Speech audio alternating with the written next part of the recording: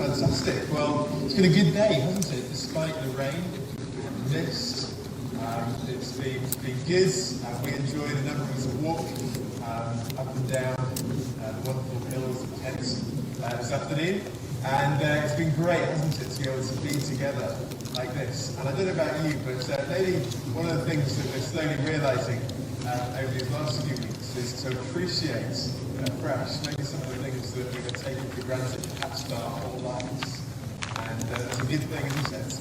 And to be able to appreciate being able to meet like this together and to be able to share this time together is wonderful. As we've been looking this weekend at the Bible, we've been looking at this time of exile, this period in the story of the Old Testament where God's people are away from home, this period of upheaval, uncertainty, anxiety, frustration, and although we're in a very different situation in many ways, those feelings and that context can be similar to what we have faced. And we were just chatting a little bit earlier, a few of us were saying often, although the Bible never changes, our circumstances and contexts do change. And often as we go through different circumstances and contexts in life, parts of Scripture come alive in a fresh way, and things that we've always read but never really noticed maybe hit us with new meaning and significance. And I think that's been one of the things as I've been thinking about this time of the exile that's been significant for me. This period that maybe has seemed rather distant and disconnected suddenly takes on fresh meaning and significance. And that's the beauty, of course, of the Bible, that as we grow and change and go through life, we find the Bible continues to speak to us in different ways. So we looked at Habakkuk, that time of going into exile, and God's command to Habakkuk and Habakkuk's conviction that he's going to wait for God. He's going to trust God. But in the waiting, he's going to rejoice. An act of his will, not a response of his emotions. He's going to rejoice in the God who doesn't change in the changing circumstances of life. And then this morning we looked at Jeremiah 29, that period when Israel has now gone into exile. And what are we to do in this period of waiting? That 70 years that the Israelites are going to be there. It wasn't going to be a short time. But God says, get on with what you have been called to do in this situation. And so waiting in the Bible is not a passive thing. Waiting is not sitting around doing nothing, waiting for situations to change. Waiting in the Bible is a very active thing. Waiting on the Lord is not doing nothing. And Jeremiah says, in the time of waiting, don't focus on what you can't do. Focus on what you can do, what you're called to do. And seek him, and you will find him, and you seek him with all your heart. And tonight we're going to look at Daniel, which is a wonderful book. We're not going to look at the whole book, of course. We're just going to look at Daniel chapter 3. Because we hinted at this morning, that actually for the Israelites in exile in Babylon, that was a very hostile context to be as a believer. And the book of Daniel, of course, brings that home to us, doesn't it? That actually living in exile, which in a sense is what we're doing as Christians all the time. We're exiled from our true home. We're living as citizens of a different kingdom than the one that we are actually in. Living in exile means, often quite literally, as we'll see tonight in Daniel 3, that we stand out. Quite literally. So we're going to look at Daniel 3, and I'm going to read it to us. It'd be great if you could follow along as well, this well-known story. Daniel chapter 3. King Nebuchadnezzar made an image of gold 60 cubits high, 6 cubits wide, and set it up on the plain of Dura in the province of Babylon. And he summoned the satraps, the prefects, the governors, the advisors, the treasurers, the judges, the magistrates, and all the other provincial officials to come to the dedication of the image he had set up. So the satraps, prefects, governors, advisors, treasurers, judges, magistrates, and all the other provincial officials assembled for the dedication of the image that King Nebuchadnezzar had set up, and they stood before it. And then the herald loudly proclaimed, nations and people of every language, this is what you are commanded to do. As soon as you hear the sound of the horn, flute, zither, lyre, harp, pipe, and all kinds of music, you must fall down and worship the image of gold that King Nebuchadnezzar has set up. Whoever does not fall down and worship will immediately be thrown into a blazing furnace. So, got some children here tonight. You know what it's like when you play musical chairs? It's kind of like a very big and rather serious version of musical falling down. And yet the difference is, this is when the music starts, you have to do it, rather than when the music stops. So when the music starts, everyone falls down, worships the golden image. And if you don't do it, you're not just out, but you're actually in the fiery furnace. Verse 7, therefore, as soon as they heard the sound of the horn, flute, zither, lyre, harp, and all kinds of music, all the nations and peoples of every language fell down and worshipped the image of gold that King Nebuchadnezzar had set up. At this time, some astrologers came forward and denounced the Jews. They said to King Nebuchadnezzar, may the king live forever. Your majesty has issued a decree that everyone who hears the sound of the horn, flute, zither, lyre, harp, pipe, and all kinds of music, you kind of don't forget the musicians and the music involved, must fall down and worship the image of gold. And whoever does not fall down and worship will be thrown into the blazing furnace. But there are some Jews whom you have set over the affairs of the province of Babylon, Shadrach, Meshach, and Abednego, who pay no attention to your majesty. They neither serve your gods nor worship the image of gold you have set up. Furious with rage, Nebuchadnezzar summoned Shadrach, Meshach, and Abednego. So these men were brought before the king, and Nebuchadnezzar said to them, is it true, Shadrach, Meshach, and Abednego, that you do not serve my gods, or worship the image of gold I have set up? Now, when you hear the sound of the horn, flute, zither, lyre, harp, pipe, and all kinds of music, if you are ready to fall down and worship the image I made, very good. But if you do not worship it, you will be thrown immediately into a blazing furnace. Then what God will be able to rescue you from my hands? Shadrach, Meshach, and Abednego replied to him, King Nebuchadnezzar, we do not need to defend ourselves before you in this matter. If we are thrown into the blazing furnace, the God we serve is able to deliver us from it, and he will deliver us from your majesty's hand. But even if he does not, we want you to know, your majesty, we will not serve your gods, or worship the image of gold you have set up. Then Nebuchadnezzar was furious with Shadrach, Meshach, and Abednego, and his attitude towards them changed. He ordered the furnace to be heated 7 times hotter than usual, and commanded some of the strongest soldiers in his army to tie up Shadrach, Meshach, and Abednego, and throw them into the blazing furnace. So these men, wearing their robes, trousers, turbans, and other clothes, were bound and thrown into the blazing furnace. The king's command was so urgent and the furnace so hot that the flames of the fire killed the soldiers who took up Shadrach, Meshach, and Abednego. And these 3 men, firmly tied, fell into the blazing furnace. Then King Nebuchadnezzar leapt to his feet in amazement and asked his advisors, weren't there 3 men that were tied up and thrown into the fire? They replied, certainly, your majesty. He said, look, I see 4 men walking around in the fire, unbound and unharmed, and the 4th looks like the son of the gods. Nebuchadnezzar then approached the opening of the blazing furnace and shouted, Shadrach, Meshach, and Abednego, servants of the Most High God, come out, come here. So Shadrach, Meshach, and Abednego came out of the fire. And the satraps, prefects, governors, and royal advisors crowded around them. They saw the fire had not harmed their bodies, nor was a hair of their head singed, their robes were not scorched, and there was no smell of fire on them. Then King Nebuchadnezzar said, praise be to the God of Shadrach, Meshach, and Abednego, who has sent his angel and rescued his servants. They trusted in him and defied the king's command, and were willing to give up their lives rather than serve or worship any other god except their own God. Therefore I decree that the people of any nation or language who say anything against the God of Shadrach, Meshach, and Abednego be cut into pieces, and their houses be turned into piles of rubble, for no other god can save them this way. And then the king promoted Shadrach, Meshach, and Abednego in the province of Babylon. That's a great story, isn't it? A really exciting story when you learned it maybe at Sunday school, if that's where you had the opportunity to go. The fiery furnace. And yet, in many ways, it seems incredibly alien, doesn't it? To us, to the 21st century, this world where a dictator sets up this golden image that forces people to worship it at pain of death.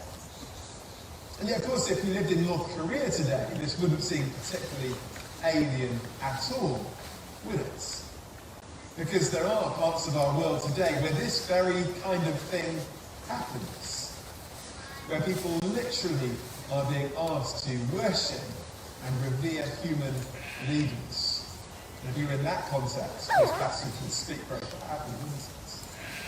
Or maybe not even so far away. I mentioned last night the context of Belarus, where in our very own continent of Europe, for the last 25 years, the same leader has held on to power and squashed all opposition violently at times. It speaks into contexts like that. But again, I guess for us in the West and living in Britain, we feel that that's not the kind of thing that would happen to us. We don't tend to worship our political leaders, do we? In fact, we do quite the opposite with our leaders in the West. We like to tear them down the moment they look like they're getting too big for their boots. But we may not worship and revere people. I think it is possible that we idolize ideologies. And that ideologies and ideas become things that you cannot question and that you have to revere. I mean, just think about the culture we live in at the moment. We talk a lot about cancel culture. In many ways, the book of Daniel is the original cancel culture. If you don't go along with the program, into the incinerator, into the fiery furnace. And we live now in a culture where if you don't subscribe to certain ideas, support certain things, say the right thing, use even the right terminology, you're cancelled.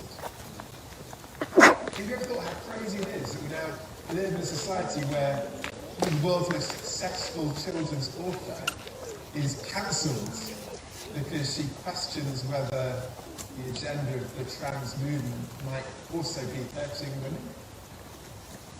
In the culture where if you don't, as it were, metaphorically at least, bow down to the ideas of the day, you're cancelled. So actually this story that seems in a sense quite alien actually maybe speaks to us more relevantly than we think. Now go back to the original context of Daniel 3. Why do you think all of these people worshipped this golden image? Do you think that every single person from every single nation that fell on their knees and worshipped that image did so because they really wanted to worship the image? That they really believed that this image was worthy of their worship? I'm pretty sure it wasn't the case. So why did they do it? I guess it was fear, wasn't it? They knew what would happen if they didn't do it. It's amazing how fear can lead people to go with the crowds. It's far easier, isn't it? Just to do what everyone else is doing rather than to literally take your stand and to stand out. And so they do it not because they necessarily believe what Nebuchadnezzar believes, because they revere this image, and they do it because, well, that's simple. I guess again, in our culture, is it that everyone goes along with the ideologies of the day and thinks that everything that the media represents is necessary to them? No. But it's easier not to question it, isn't it? It's easier just to do what's required. Because we fear that if we do question it, what the reaction might be. Fear can be incredibly hard.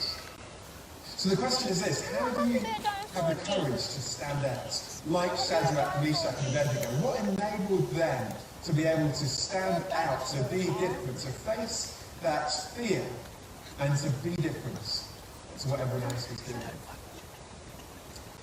And I was reading a book just a few weeks ago during lockdown that was really helpful, actually on the book of 1 Peter in the Bible. And 1 Peter also talks about fear that we feel, maybe as Christians, the fear of other people's reaction to us as Christians. And the author said, how do we overcome fear? He says, in one sense, you can't. You can never overcome fear. But what you have to do is you replace one fear with another fear. It's the only way, in a sense, you can defeat it. You need to replace one fear with a greater fear. So how did these three friends, Shadrach, Meshach, and Abednego, overcome the fear of Nebuchadnezzar? It's because they had a greater fear, the fear of God. And because they feared God more than they feared Nebuchadnezzar, They were able to do what no one else was able to do. That's why in 1 Peter says to us, as aliens, strangers in exile, he says, in your hearts, revere Christ as Lord. Fear Christ. Have a fear of God, and that will enable you to give an answer, to give the reason for the hope that you have. You can't overcome fear simply by gritting your teeth. You need to have a greater fear. You need to fear God more than others. And that will give you the courage to stand out, to be different.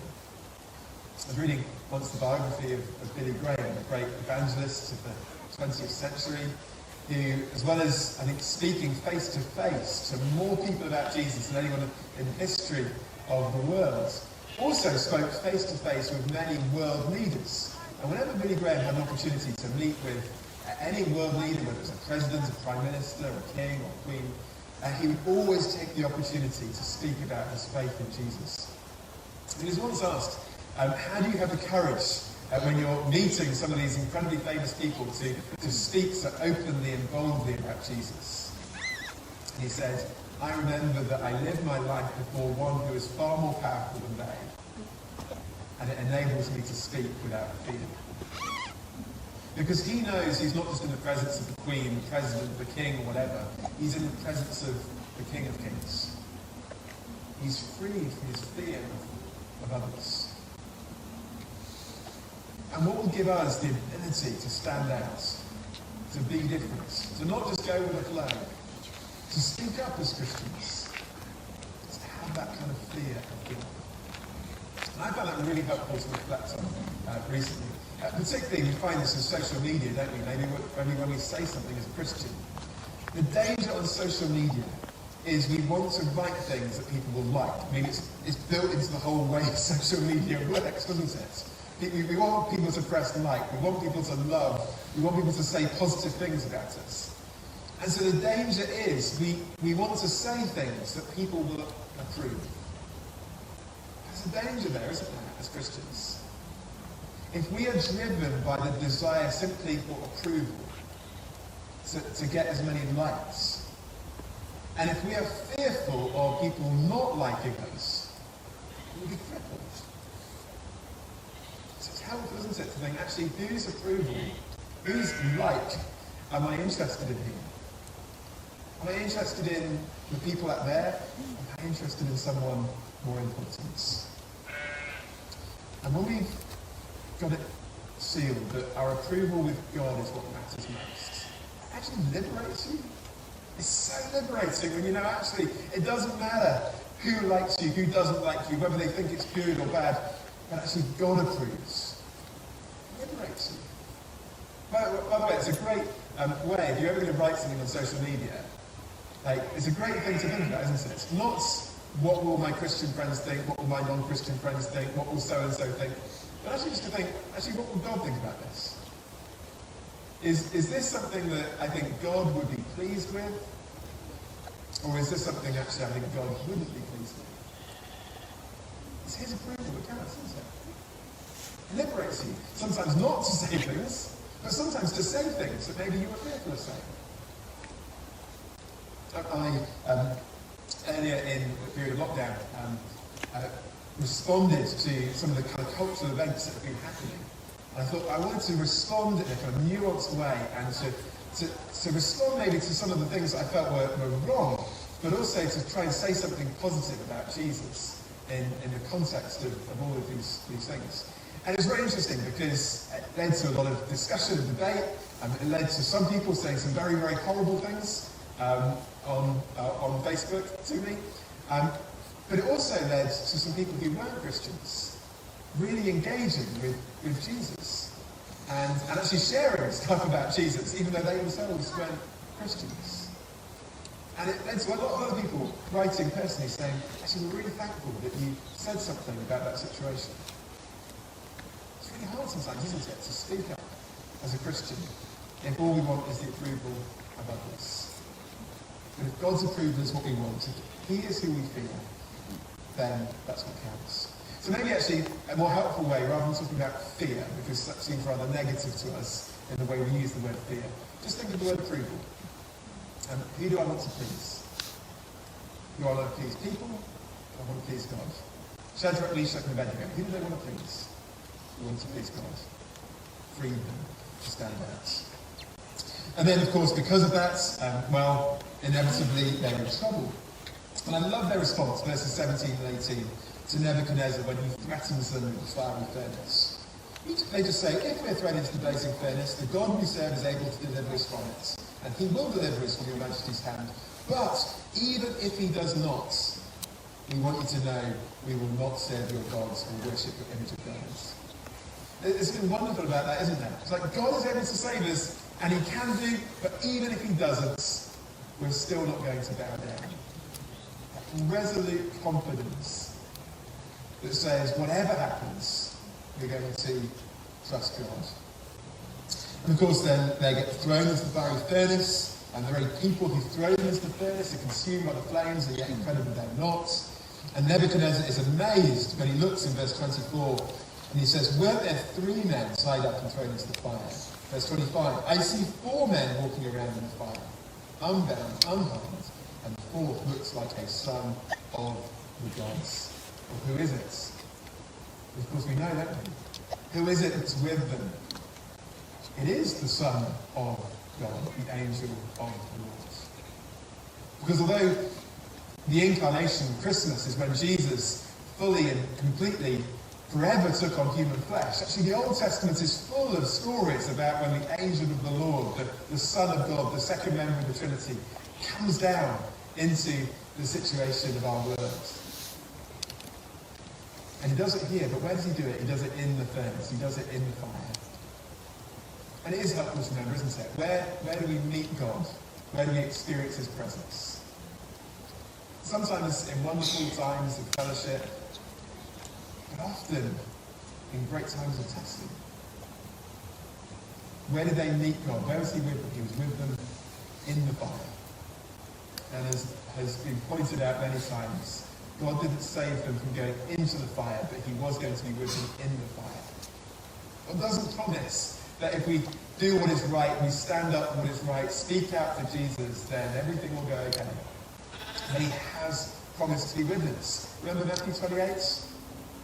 Go into all the world, be my disciples, and I will be with you always, to the very end of the age.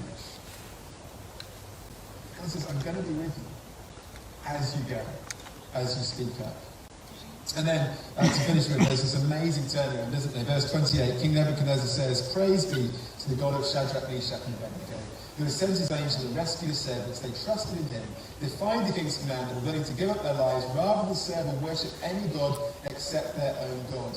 By the way, witness in the Bible, the word witness is literally the word martyr. That's where we get it from. Because actually, there is something about costly witness for Jesus that really speaks. In fact, these people were willing to lose their lives for what they believed. It stood out, didn't it? Spoke up. And it's interesting, where in the world is the church growing most rapidly today? It's not in the West. But it is in places like Iran and China and Algeria.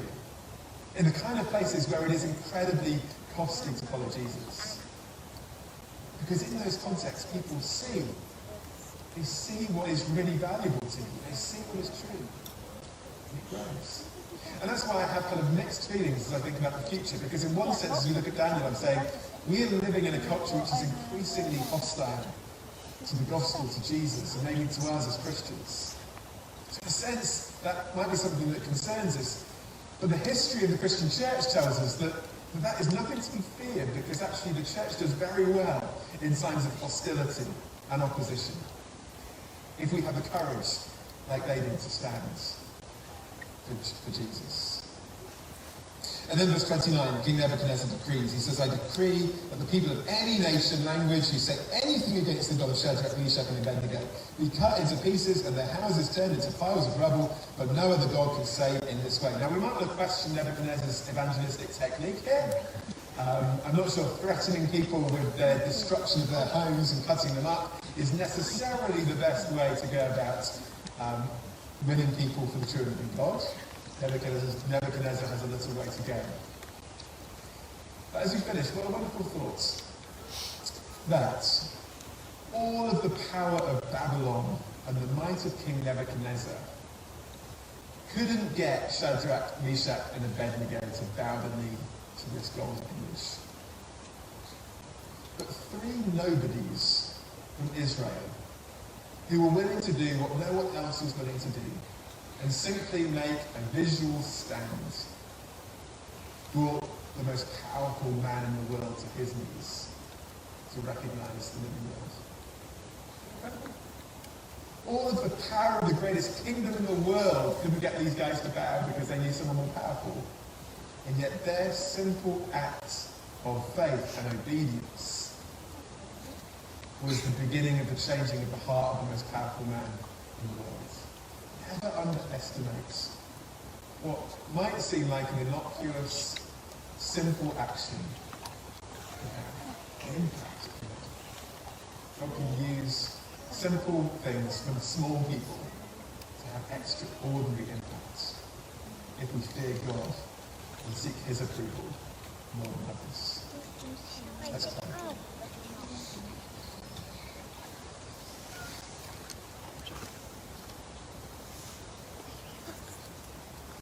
God, we thank you for this wonderful reminder of these three men who were willing to take that stand because they sought your approval more than anyone else's. And God, we pray that you would help us at the end of the day to make your approval the most important thing in our lives too.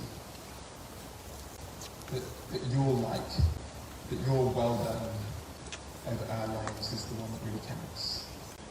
And we pray that as we make that our ambition, that you therefore liberate us to be able to live, to speak as Christians for you.